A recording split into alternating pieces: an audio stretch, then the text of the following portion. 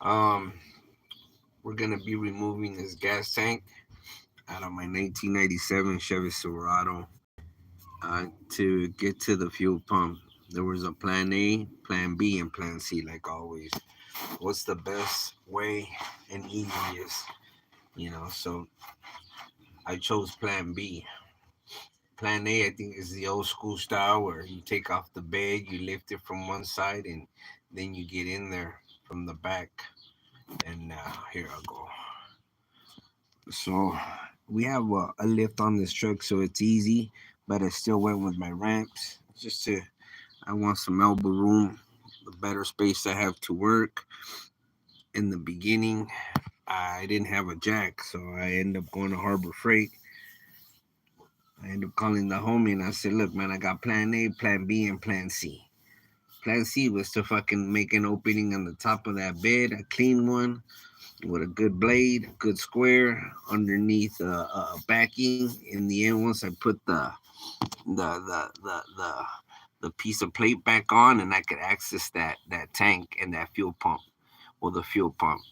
But you know, I got too much love for this truck, and that's easy for the future.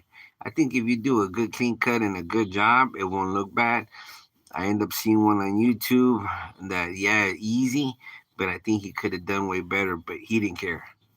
But I do care, man. This is my oldest vehicle, the one I treasure the most, I think, of everything I have. Um, so I end up going with two straps. So my come alongs are sitting in both sides, on both sides, and the reason for that, because I didn't have a jack. And I was too cheap for years, dude. I've been suffering with that jack over there, and it only went up like 8 inches the most. But that was my jack. I had to work with it, and it stopped working. And I'm still trying to fix it to make it work again. But I've done that a few times where kind of just gave up. The homie's like, I said, hey, fool, I got two straps on both sides. I go out from the oil field, homie. I'm gonna rig this up, and I'm a basket, and then I'm gonna drop each one as I go down. So that's that. He's like, nah, Rob, you're gonna be working on cars. Need yourself a good jack. And I said, you know what? You're right, homie. My ass always trying to be cheap and save a buck. So we went with plan B. Plan B was unbolting the clamps. On this one right there, we didn't have to, you don't have to unbolt the clamp around the tank. All you do is take the four bolts, I think they're 15s, out of the out of the frame, out of the frame on this side, and one of them was seized. I fucking grabbed the diamond blade and I'm gonna replace that one. And then you take your both your breather out, and your 2 inch line from the top over there where you fill up your gas. You disconnect that like around there downstream. This one is downstream right there, and then you have a ground and I think two lines that I'm about to get to. I end up um, nailing this flat board to this log right here, and I'm gonna still leave the straps because I thought that was a fucking great idea because I was gonna make it happen regardless. So, saying I drop it where I want to drop it, and then the tank has gas, so it is a little full. So if I want to reset and flip this over, or have another log, and now I have a smaller distance to go down, then my straps will reinforce and hold the tank as I reassess myself. And that's it. Having fun with it, learning as I go. Choose not to pay anybody anymore. I'm done with them days. Do it yourself kind of deal. I fucking do it all, man. I'm the man with the master plan. If I don't know how to do it, I'll learn tomorrow real quick. I'll YouTube that shit. That's just the name of the game.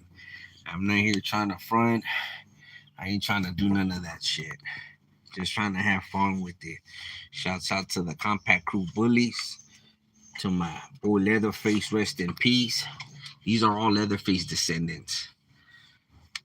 So let's go with the flow. But at the same time, doing this repair, I mean, not this repair, taking off this tank to get to the fuel pump, there's a repair that needs to be done. And let me show you. I fucking hate working on dirt, man. One day we'll have concrete. I do concrete myself, so you need a slab, walkways, and the man. Okay. So this truck, I put loads on it beyond what the limit is. So on one of those, I had some older tires, and the older tires, one of them got flat, as I had all that weight on the top. I had all that weight on the top. Plus, I was still towing my boat, and bam. Uh, I'm not gonna lie. I had a fucking camper on the top, and this is only a 1500. I mean, it pushed it like nothing, but just the weight itself. These tires are like 8 ply, so I need like a 10 ply. But I was trying to cheat it, and it was doing good as soon as I got the tires were cracked, and I would have done good if I had new, even though they were 8 ply. I was confident with that, but a lesson to be learned. So on these weight support things that I bought, these are 5,000. And I see there's way better stuff now out there than when I bought this.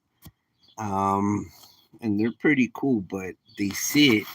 I put this flange, I put the spacer in this U-bolt, but they still have like a 2 inch gap or an inch and a half gap, like a 2 inch.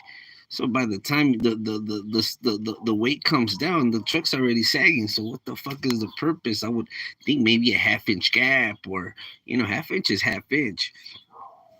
So I put this fucking flange so it doesn't have a long of a distance.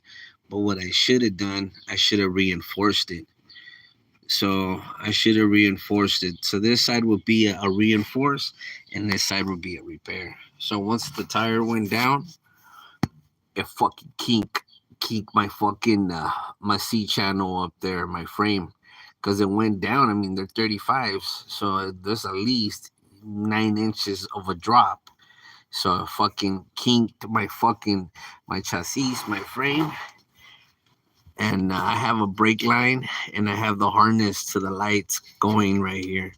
So on this repair, then now that I have the fuel tank off, because it's always scary, just fucking sparks and gas tank and fuel lines, it's always a hazard. So what I'm gonna do here, let me see if I can turn my light on.